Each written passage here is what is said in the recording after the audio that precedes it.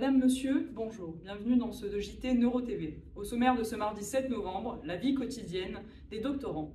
Ensuite, la recherche et le développement dans le secteur privé, le management d'une équipe de recherche, la carrière en milieu hospitalo-universitaire et le lien entre médecine et cursus de recherche. Nous allons donc commencer avec le sujet suivant, la santé mentale en académie et dans la carrière de chercheur. En effet, longtemps sous-estimée, voire ignorée, la santé mentale dans les milieux académiques est pourtant un facteur clé dans le parcours de chercheur en partant du master jusqu'à l'arrivée dans un laboratoire et après le doctorat. Mais comment peut-on définir les troubles mentaux? Quels en sont les chiffres et quel est le ressenti des acteurs du milieu? Pour répondre à toutes ces questions, voici un documentaire signé Thibaut Belloin, Camille Forestier, Iris Guggenbuhl, Antonin Marty, Enzo Romagne et Olivier Thibaudeau.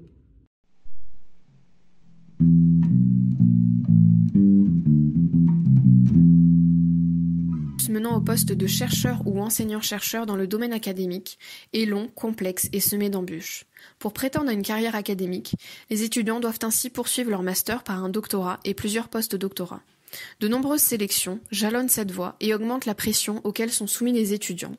On peut ajouter à cela la difficulté d'accès et la rareté des postes. Tout cela augmentant le risque de troubles de la santé mentale.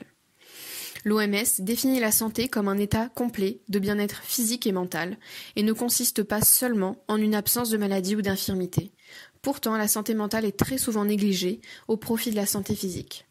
Une étude de Santé publique France montre cependant que la santé mentale des Français continue à se dégrader en 2023, en particulier chez les jeunes de 18 à 24 ans. L'isolement, les difficultés financières, l'incertitude et le stress liés aux études font que les étudiants de licence et de master sont une population particulièrement à risque. À cela s'ajoutent les questionnements et les peurs associés au passage à l'âge adulte. En 2021, 21% de cette population a souffert de dépression contre 12% en 2017. En seulement 4 ans, le nombre de dépressions a quasiment doublé, notamment à cause de la crise du Covid. Depuis, la santé mentale chez les jeunes adultes ne s'est pas améliorée, avec une augmentation des recours aux soins d'urgence pour troubles de l'humeur ou idées et gestes suicidaires. Suite au master, les étudiants poursuivent généralement par un doctorat qui est également une période complexe et stressante, ainsi que très exigeante, d'une durée de 3 à 4 ans en moyenne. 40% de ces doctorants concèdent avoir des symptômes de dépression.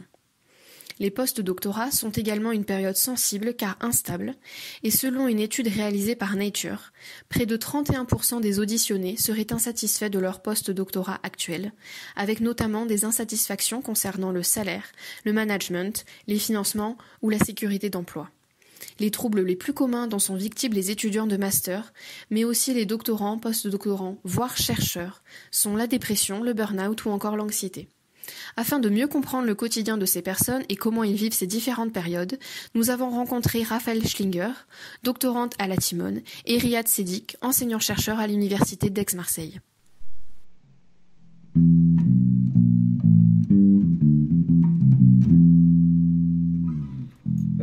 Comment te sens-tu en général?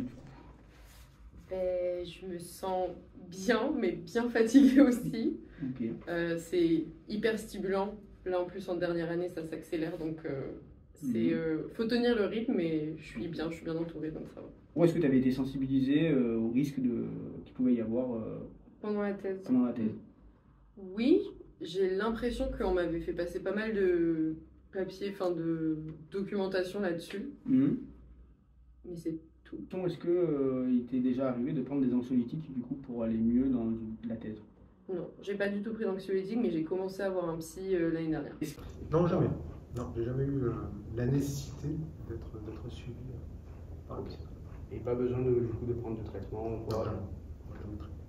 Tu te sens soutenu dans ton travail par l'équipe dans laquelle tu es ou d'autres collègues? Ouais, justement, moi je me sens hyper soutenue et c'est... heureusement que je peux me reposer sur l'équipe, sur ma directrice de thèse et tout, mais je capte aussi que si on n'est pas suivi de près comme moi je le suis, ça doit être d'autant plus difficile de faire la thèse. Je vous dirais que oui. Alors c'est toujours compliqué de répondre à ce type de questions puisqu'on fait partie d'une université qui est assez grosse avec différentes strates dans la manière dont l'université est organisée. Donc Donc c'est difficile de répondre par rapport à un suivi, c'est-à-dire qu'en fait, parce qu'il y a deux versants, quoi, enseignant-chercheur. Vous voyez. Donc pour la partie enseignement, finalement, donc je dirais que oui, puisqu'effectivement les institutions fonctionnent plutôt bien. Et donc si on a des difficultés particulières donc liées à l'enseignement, j'en ai pas vraiment eu, mais si j'en avais, je pense que voilà, l'institution m'aiderait assez facilement. Pour la partie recherche, là aussi, hein, il y a une équipe, une organisation qui est bien définie et qui sait répondre à d'éventuelles problématiques individuelles. Donc s'il y avait un souci, je dirais que voilà, donc, il y aurait un support et une aide qui serait apportée. Que tu dois travailler en plus chez toi après une journée de boulot? Est-ce que le travail te suit à la maison? Oui, Ok. je travaille souvent un peu le soir, mais ça fait aussi que des fois je commence plus tard le matin parce que j'ai un rythme un peu décalé, j'ai tendance à me coucher tard et à me lever tard. Et ça, du coup, je peux me le permettre. Il y a des week-ends où j'ai rien à faire et j'en profite pour m'avancer parce que je sais que j'ai une période intense. Donc je gère un peu comme je veux. Mais c'est à double tranchant, en effet. Parce qu'il y a des périodes où du coup je travaille trop et je déconnecte jamais. Tu vois ton travail comme une passion? Je pense que oui. Parce Ok. que moi, ça me dérange pas justement de l'amener chez moi ou de... En fait, il y a le côté... Vu que c'est adaptable selon les horaires et tout, c'est un peu quelque chose que tu as tout le temps avec toi. Donc il faut que ça... Enfin oui, il faut que ça t'intéresse pour que tu sois... pour que tu travailles dessus, pour que tu penses un peu Ok. dans ton temps libre et tout. Pratiquer du sport en dehors du travail ou des loisirs? Du coup, j'en fais encore, mais j'ai du mal à tenir un rythme régulier parce que, ben, comme je disais, vu que je le ramène chez moi et tout, bah, je travaille chez moi au lieu d'aller faire du sport ou des trucs comme ça. Ok. Donc c'est dur de maintenir un équilibre. Ouais, ça pour moi c'est vachement important. Donc effectivement, même avec la charge de travail qui peut être conséquente sur certaines périodes, c'est de quand même de pouvoir garder un échappatoire. Et ça se fait par le sport, pour moi, de mon côté, ou par la vie familiale. Mais Ok. pour le sport, oui, tout à fait. Donc je garde du temps pour faire du sport. Comment tu évalues ta charge mentale due au travail? Je pense... En fait, vu qu'on mène un projet un peu tout seul, enfin pas tout seul, mais du coup avec une équipe, il faut un peu penser à toutes les étapes du projet tout le temps. Et donc c'est pas parce que je suis en train de travailler sur quelque chose qu'il faut pas que je sois en train de penser à d'autres choses. Enfin en gros, il faut gérer plusieurs choses en parallèle. Donc en effet, j'ai l'impression que j'ai une charge mentale de devoir penser à tout, il faut que ça avance un peu de tous les côtés. Et Ok. il y a toujours en fait, le fait d'avoir une deadline comme ça, de se dire faut absolument soutenir dans un an ou faut que ce soit fini à tel moment, ça met un peu une pression constante sur le projet, quoi. Ok, t'es un peu en fait souvent en double tâche. Ouais, j'ai l'impression qu'il faut être capable de gérer quand même pas mal de plans en même temps. Ouais, il peut y avoir des pics d'activité, effectivement. Donc, comme le métier nécessite de faire beaucoup de choses à la fois, donc c'est de l'enseignement, c'est de la recherche, mais pas seulement, il y a aussi une grosse tâche administrative qui est liée à l'enseignement, mais aussi à la structure de la recherche. Et donc, effectivement, il peut y avoir des pics d'activité où on peut rapidement se faire submerger par le boulot. Donc, c'est pas tout le temps. Il y a des périodes où ça va mieux, mais il y a des périodes fréquentes, je dirais, de pics d'activité. Est-ce que l'ambiance de ton équipe est correcte, bonne ou mauvaise? Enfin, les relations sont saines? Oui. Ok. Moi, j'aime bien On a des team meetings toutes les semaines, donc c'est cool parce que ça veut dire que c'est tous les lundis à 11h, on se rassemble et on parle de sciences et de trucs administratifs.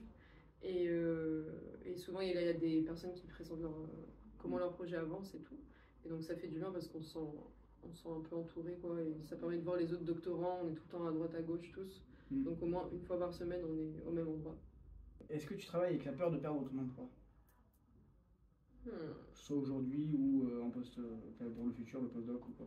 Par rapport à la thèse, parce que quand j'étais en 3e année, là je commence la 4e, j'ai trouvé un financement. On m'a financé 1 an de plus en thèse, donc voilà, c'est bien. Mais quand j'étais en 3e année, j'avais peur, entre guillemets, de pas trouver de financement pour la suite, alors que mon projet n'était pas du tout fini, j'avais pas assez de papier pour soutenir. Donc ça, c'est une peur aussi. Ok. Tu commences la thèse, tu es financé pour 3 ans, et tu sais que tu n'auras probablement pas fini à la fin des 3 années. Donc c'est pas vraiment une peur de perdre son emploi, mais de ne pas arriver au terme de son projet. Ouais, Ouais, une peur qu'on t'enlève les financements avant que tu aies fini ton projet, quoi. Ainsi, les difficultés rencontrées dans le parcours académique et dans la carrière de chercheur sont nombreuses. Pour pallier à ces difficultés, nous avons donc interrogé un neuropsychologue. Bonjour à toutes et à tous, moi je m'appelle Nelson Montero-Dias, je suis psychologue spécialisé en neuropsychologie, je travaille actuellement dans le service de neurologie et pathologie du mouvement du professeur Azoulay à l'hôpital de la Timone. Si j'ai des conseils à donner aux divers acteurs du monde de la recherche, donc en partant des étudiants en master aux enseignants-chercheurs, pour mieux gérer leur santé mentale au quotidien, ce serait tout d'abord de savoir prendre du temps pour soi, de faire des activités que l'on aime, que ce soit du divertissement ou encore du sport. Je conseillerais également de bien organiser dans le temps les différentes tâches que l'on a à faire vis-à-vis du travail académique et ou professionnel, afin d'alléger donc la charge de travail et la pression mentale qui va avec. Je vais également conseiller à un étudiant, un enseignant-chercheur, un doctorant de pratiquer ce qu'on appelle donc la méditation de pleine conscience, qui globalement aide la personne, l'individu à revenir à l'instant présent.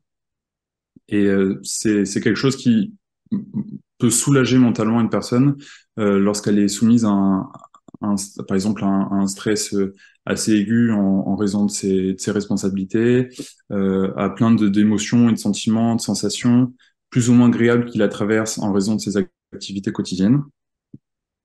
Et je dirais également à ces gens-là que c'est important de concevoir que donc toutes ces sensations, ces émotions qui nous traversent, nos pensées, ne font que nous traverser, qu'elles sont tout à fait normales et adaptées puisqu'elles nous permettent de réagir à des situations que l'on vit au quotidien. Cependant, si ces émotions, ces pensées, ces sensations deviennent trop envahissantes et qu'elles commencent à causer une souffrance trop élevée, là, je conseillerais à ces personnes de plutôt s'orienter vers un suivi psychologique et psychiatrique. Donc, pour cela, la personne peut se rapprocher d'un professionnel de la santé mentale, donc à savoir un psychiatre et ou un psychologue dans la couronne libérale.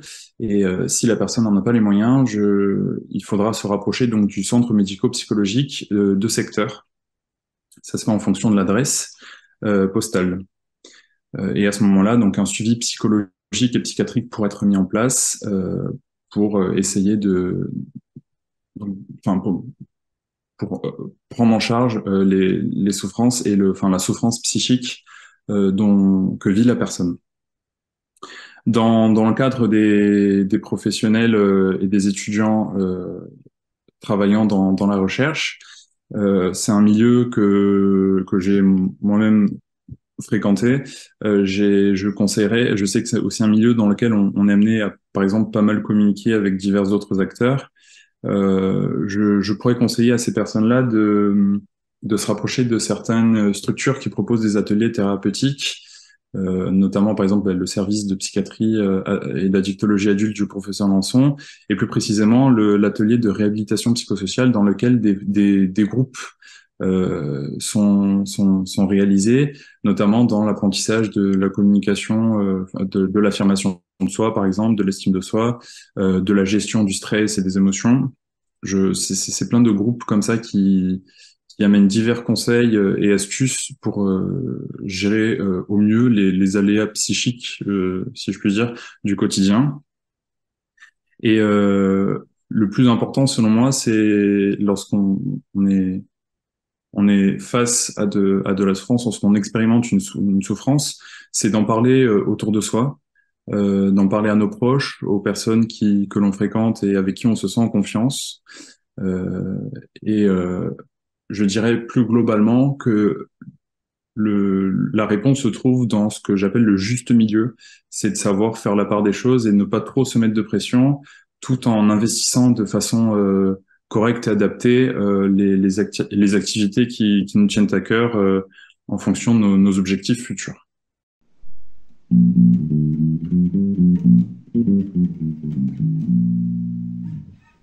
Merci à notre équipe pour ce reportage au sujet de la santé mentale. On va maintenant passer au prochain sujet d'actualité qui est la balance entre la vie personnelle et professionnelle, après une courte page de réclame.